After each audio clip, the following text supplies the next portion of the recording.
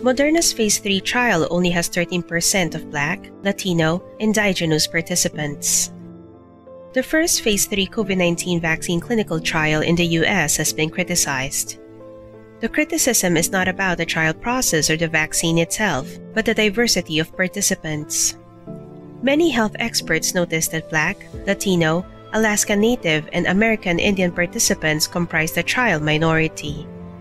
Out of over 13,000 trial participants, they compose only a combined 13% of the participants. According to CBS News, the percentage is considerably lower than the estimated rates of people of color affected by COVID-19.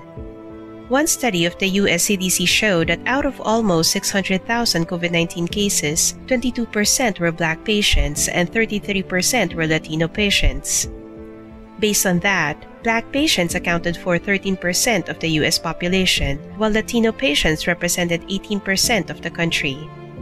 Bunny Ellerin, director of the Healthcare and Pharmaceutical Management program at Columbia Business School, said, "It's important that all clinical trials, not just vaccine trials, reflect the populations that will use the product or therapy in the real world." Ellerin added that Black and Brown communities must be properly represented in clinical trials.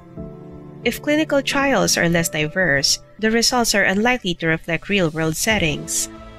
Genetically, some diseases are prevalent in whites and others are more common in Blacks.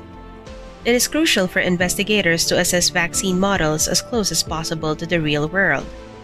Still, 18% of people of color in the Moderna trial is an improvement. Melody Goodman, Associate Dean for Research at New York University, said that many trials before are worse.